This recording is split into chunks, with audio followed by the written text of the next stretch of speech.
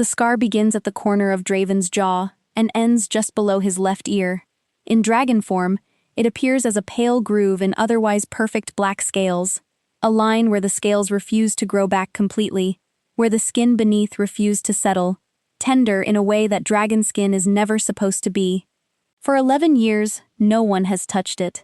Not the imperial physicians, who tried once and were driven back by a sound Draeven had never made before or since.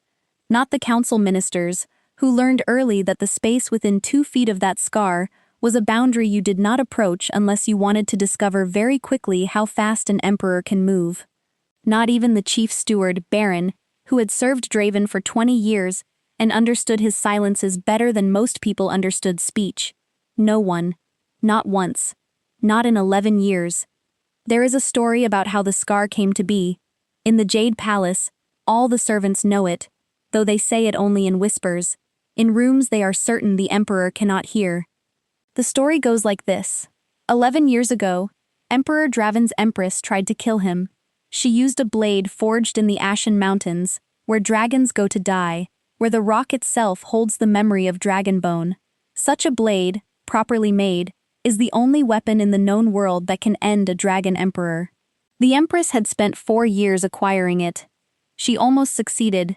Draven survived. The empress did not leave the palace alive.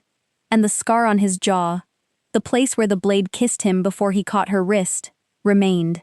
Not as an open wound. It healed. But the scales above it grew back wrong, and the tissue beneath them took a shape that the original had not held, and the place itself remained. An archive. A record of the moment someone he had loved decided to destroy him. This is the story the servants tell. What they do not tell, because they do not know it, is what the scar actually does to Draven. It is not pain. Or not only pain. It is something harder to name. A sound that starts somewhere in the center of his chest and moves upward when anything gets near it. A sound he has learned, over 11 years, to push back down before it becomes audible. The sound, if he let it out, would be grief. That is the thing no one knows. The scar does not hurt because of the blade. It hurts because of who held it. I want you to understand this before we go any further, because in 6 weeks, a woman named Mira is going to walk into the dragon chamber of the Jade Palace. She is going to kneel beside Draven's enormous scaled head. She is going to open her apothecary case with steady hands, and she is going to reach out and press her bare fingers against that scar. She is going to do this without hesitation, and Draven is going to let her. That is what this story is about. Not the blade, and not the empress who held it. This story is about the particular courage required to touch someone else's oldest wound, and about what happens when the person carrying that wound finally permits someone near enough to heal it. After the attempt on his life, Draven retreated. Not from the palace, and not from his duties. He continued to hold counsel. He continued to sign declarations and receive ambassadors, and adjudicate the legal disputes that flowed upward to the throne. From the outside, nothing changed. He was the same emperor, precise, correct, unhurried, but inside the chambers that were his alone, Draven shifted to dragon form and stopped shifting back, not for weeks. Then not for months. Then, without anyone marking the exact moment of transition, simply and permanently. He had been the emperor in human form for most of his adult life. He was now the emperor in dragon form. The council adapted. They built a chamber large enough to hold him. They acquired furniture scaled to his dimensions. They learned to read a dragon's face, because a dragon's face, if you study it long enough, is as readable as a human one. What they could not do was reach him. There is a difference between understanding a face and understanding a person. Draven's council understood his expressions very well.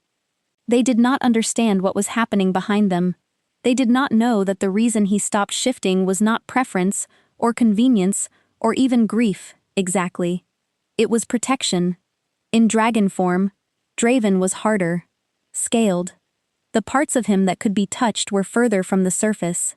In dragon form, a person has to work much harder to reach him. In human form, he is afraid of being reached and not surviving what someone finds when they get there. The imperial physician had attempted to treat the scar 3 times in the first year after the empress died.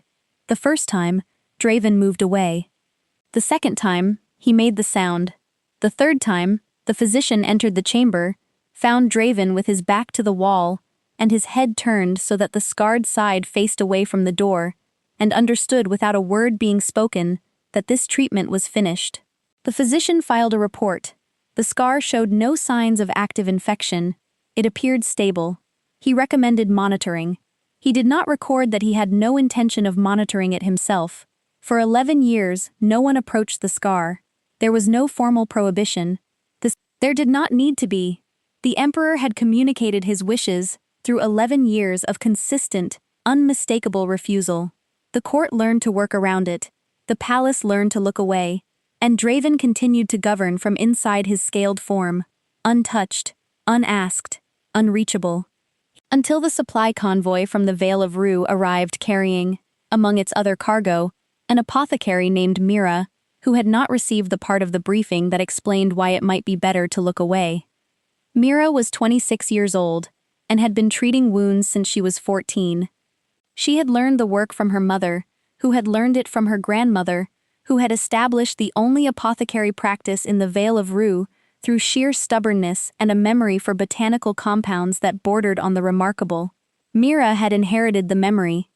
She had also inherited the stubbornness, which her mother called a gift, and most of her patients called a minor inconvenience, usually on the days when they wanted to stop a treatment early, and Mira calmly told them why they were going to continue.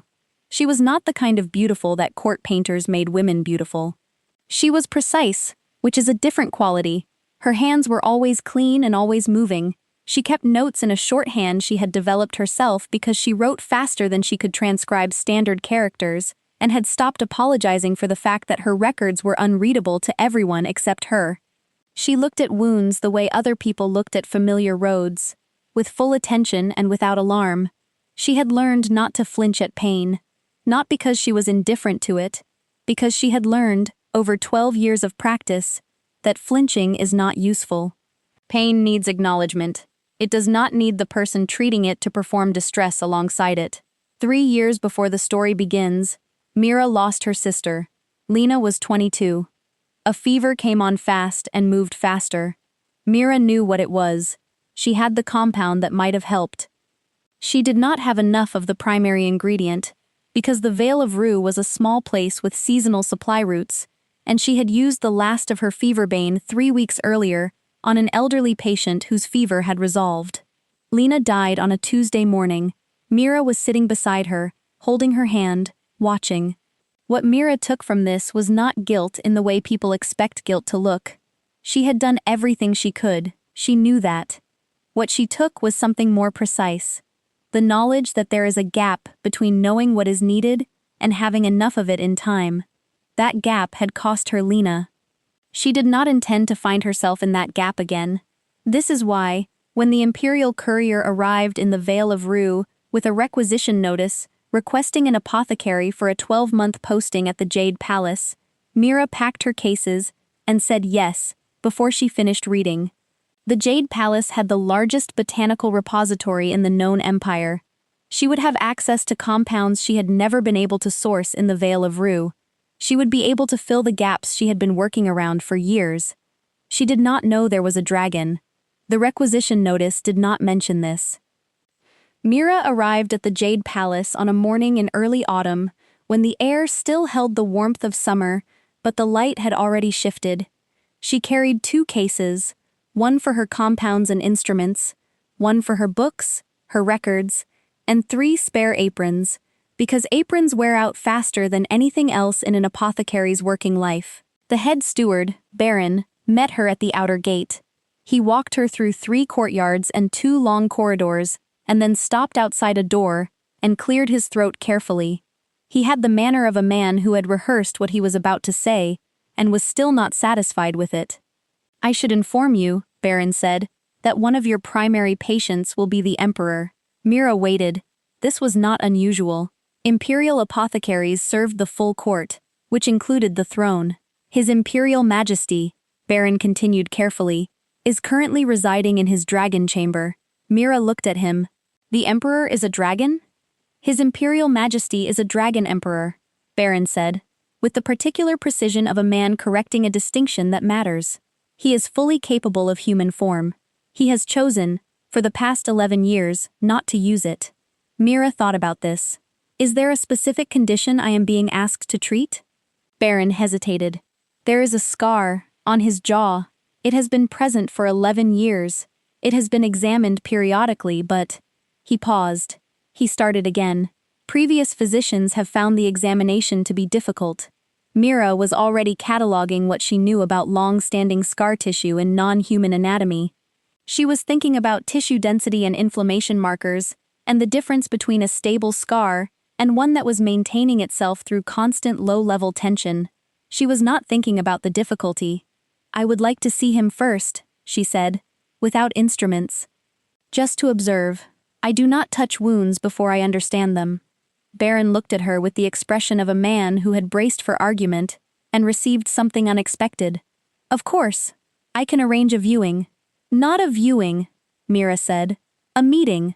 I need to be in the room with him. I need to see how he holds his head in relation to the scar, whether he compensates for it, whether the tissue produces heat. A viewing through a doorway does not tell me any of that. Baron was quiet for a moment. The last physician who requested to be in the room with His Majesty near the scar did not repeat the experience. Then I will be careful, Mira said. She opened the door without waiting to be told which one led to the dragon chamber. She had been paying attention to the floor. The dragon chamber of the Jade Palace is large enough to contain a creature the size of a cottage. The ceiling is high. The stone walls are dark. The light comes from bronze lanterns suspended from iron rings, and the chamber holds a smell that Mira identified after a moment as something familiar.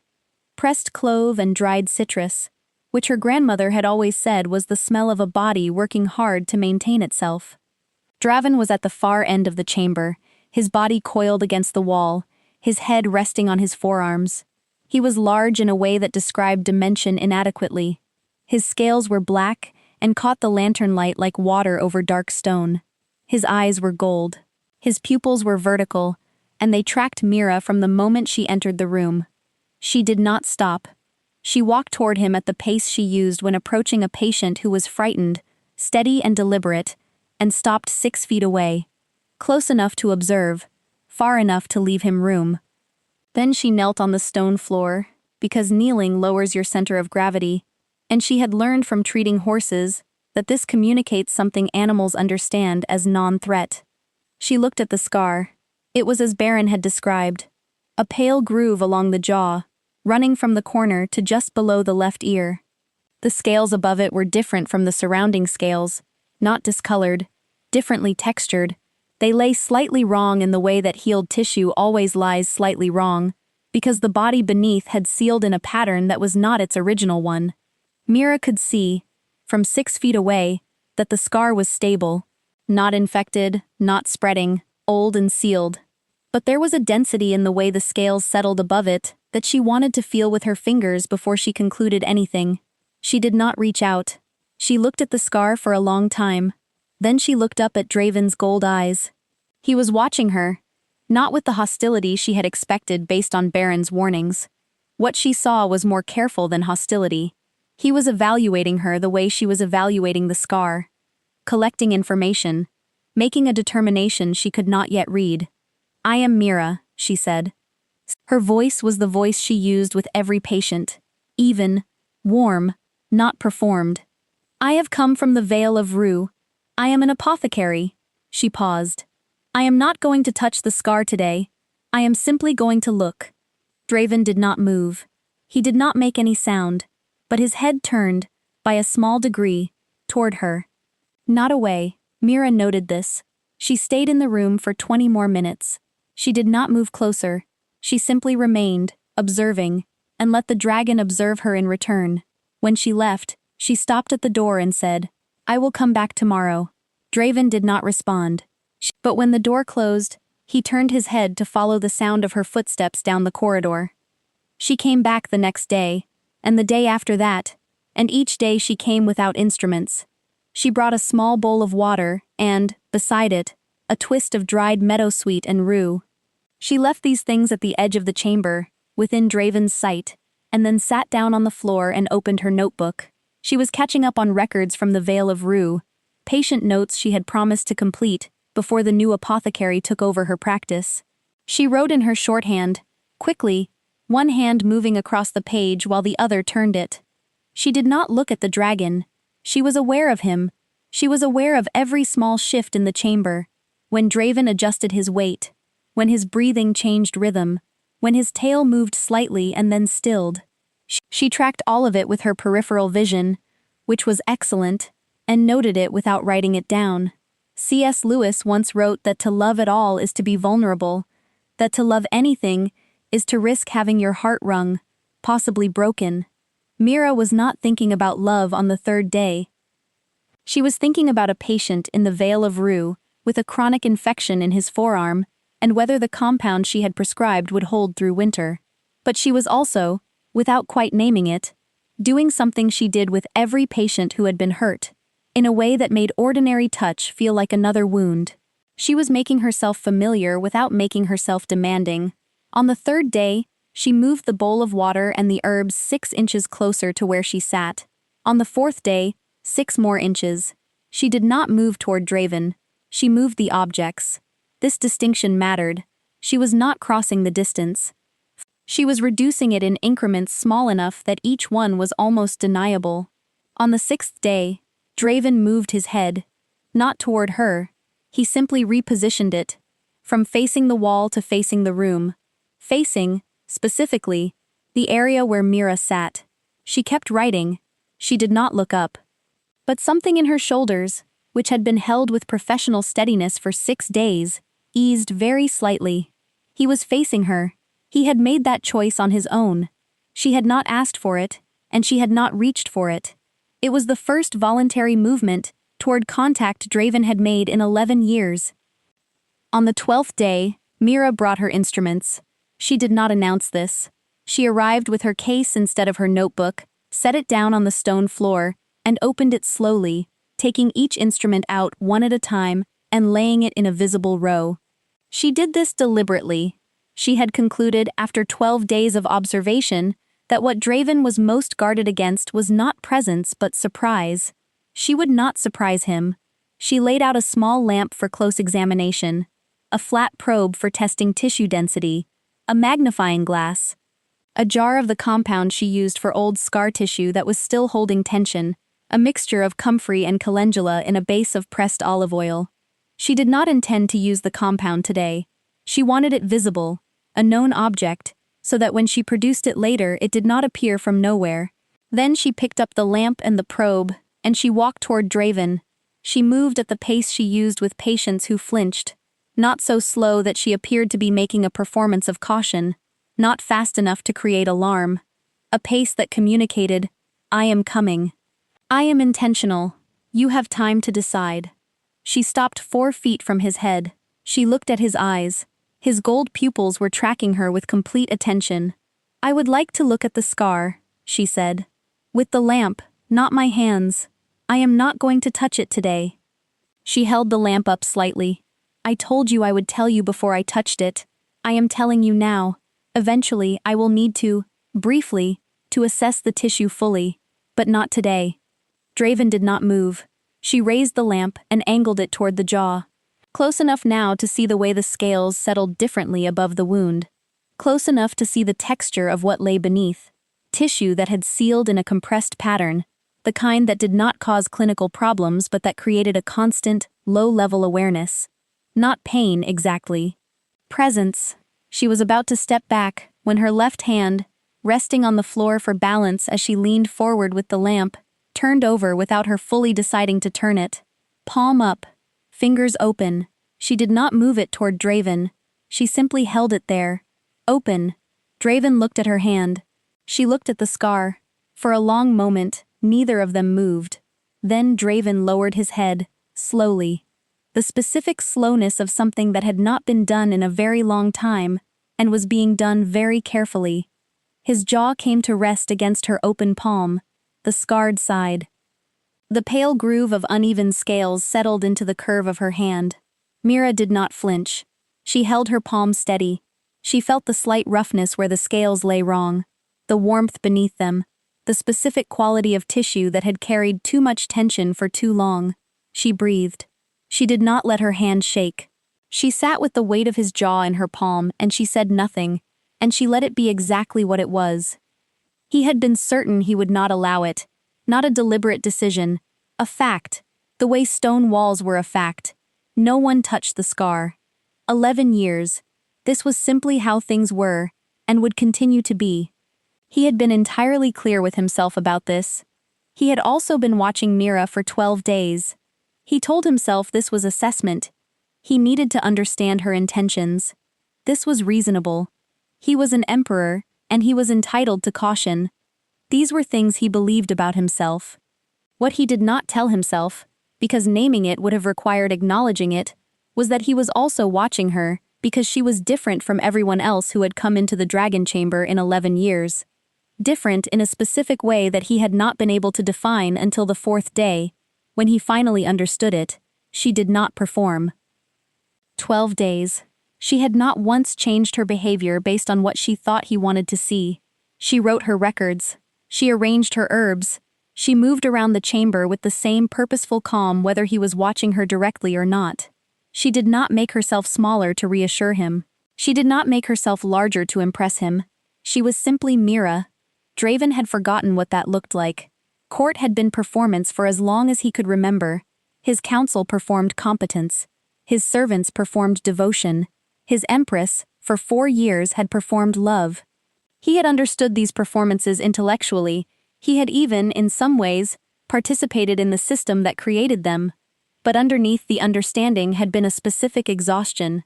The exhaustion of being a person who cannot unsee the difference between a performed thing and a real one. Mira was real in a way he had stopped expecting. When her palm had opened on the floor beside his jaw, he understood what she was offering without needing it explained. She was not reaching toward him, she was making space.